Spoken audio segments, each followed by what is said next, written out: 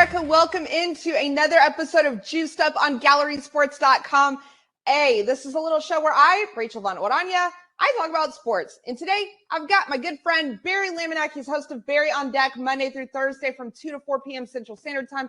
And I need him to defend his take. Barry, thank you for joining the show today. But look, first of all, let me just say, it's 2 to 5 now. I added an hour to the show, so you can hang out with me from 2 to 5 p.m. Monday through Thursday.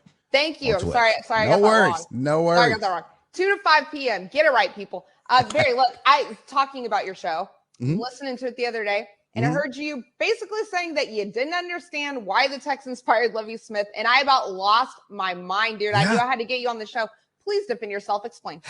Okay, first of all, I get they're probably a little upset with Lovie Smith because he messed around and won the last game, cost them the #1 pick. But I think he knew he was on the way out, right? So that was Lovie Smith's NFL equivalent of just stealing a bunch of office supplies when you know it's your last day at work. That's what you do, right? That's what he did. You know, you walk around, you get a box of paper clips.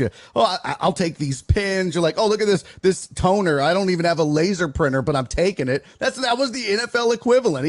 He stole a draft pick from him. I don't have a problem with that. I don't have a problem with him winning.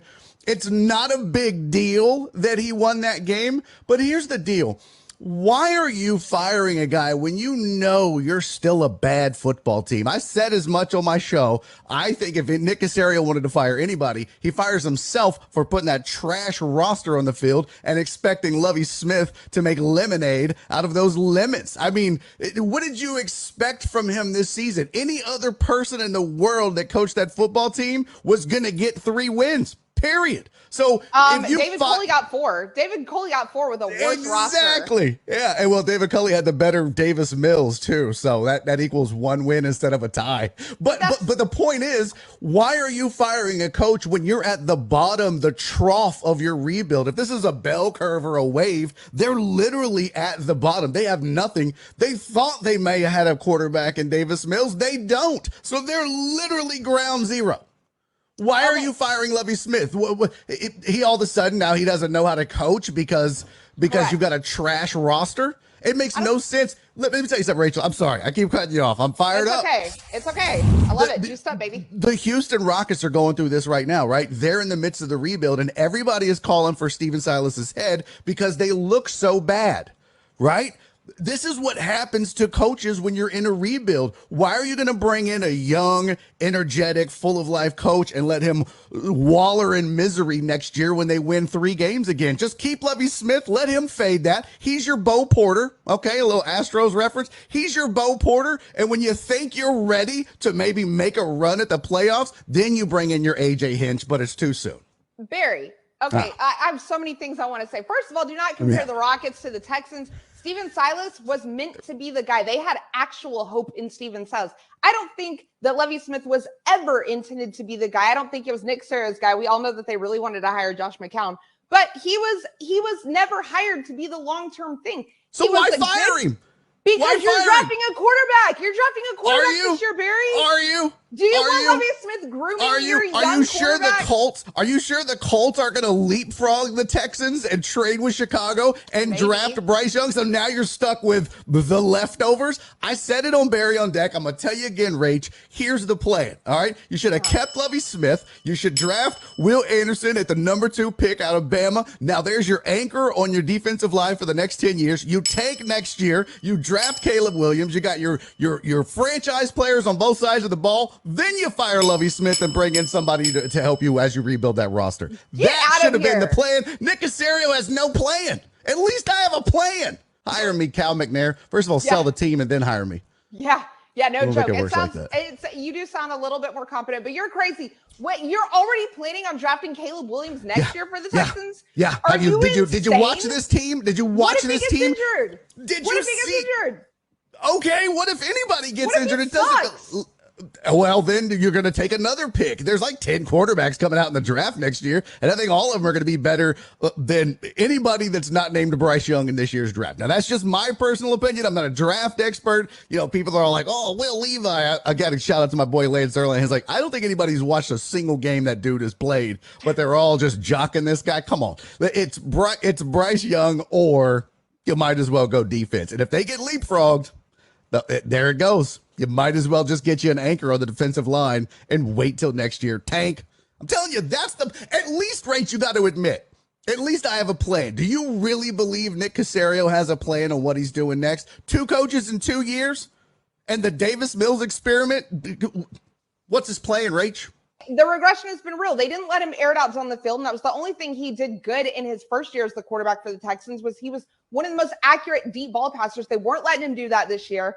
The regression is real with Davis Mills, and he was never meant to be Tom Brady. I get that. I'm not saying that, but the regression is real. And I'm sorry, but Pep Hamilton and Lovie Smith made Tim Kelly and David Coley look competent. They did. No, get back here. Get back here and fight me.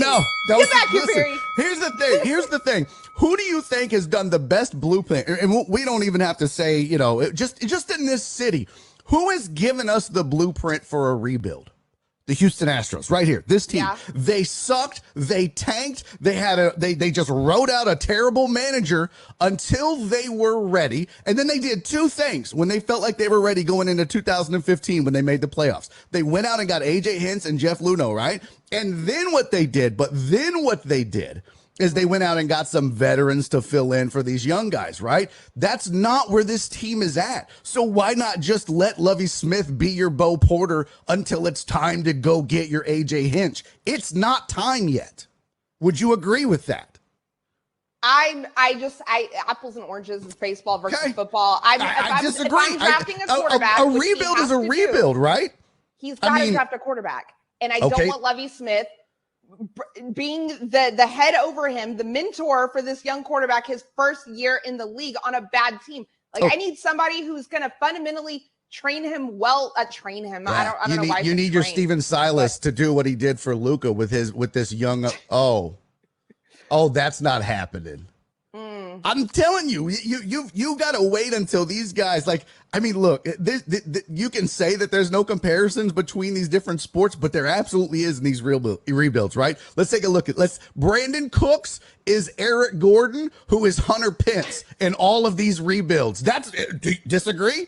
Okay. Right? Damian Pierce is your Jose Altuve until you figure out what your quarterback is. And then that guy will be your Altuve and Pierce will be your Correa or your Bregman. I'm telling you, this is way too soon to be it. Now they just look even more ridiculous. 2 coaches in 2 years under a 2-year GM. And they've already looked like they don't know what they're doing. It's 4 just coaches in 4 years, I think. The team does look ridiculous. The Texans look ridiculous. But now the fans are more out than they've ever been. The team is I thought you meant coming out to the games. I was like, oh no, that's not. No, let me tell you, they're not there. They're not at the games. That's the thing. I'm so proud of this city. Can I just say, shout out Houston. I'm Houston. I'm diehard. Ghetto boy shirt, Astros hat. I love the city of Houston, man. I'm so proud of our sports fans for finally not showing up to a team that is putting absolute garbage and trash on the field week in and week out. I called for this when I was on the radio. I was like, stop going. When you stop going and stop caring, they will start caring. And I think we might be seeing the beginning of that. I think we are seeing the beginning of that. But, God bless Houston. I'm with you 1,000,000% on that. It's about time they start sticking it to them where it hurts, and that is the money, the pocketbooks. Quit showing up to games. Quit buying $22 Bud Lights. $20 hot dogs, and stick it to Cal and tell them that you care about this football team. Yeah, no, you're absolutely right. Barry, thank you so much for coming on today. I may never have you on again because you just fought me better than anyone has ever fought me on this show before. But thank you for bringing the heat. I love it. I love it. I love it. I love you, man. Thank you so much. Love you, girl. Thanks for having me. Y'all go watch that Barry on Deck. Follow me on Twitch. Bye. Yes, please do that. Watch the show. Follow him on Twitch, guys. That's all the time we have for now. This has been another episode of Juiced Up, and it's only found right here on gallerysports.com. That is your one-stop shop for immediate insight and information. I am Rachel Vano Aranya, and I will see you mañana.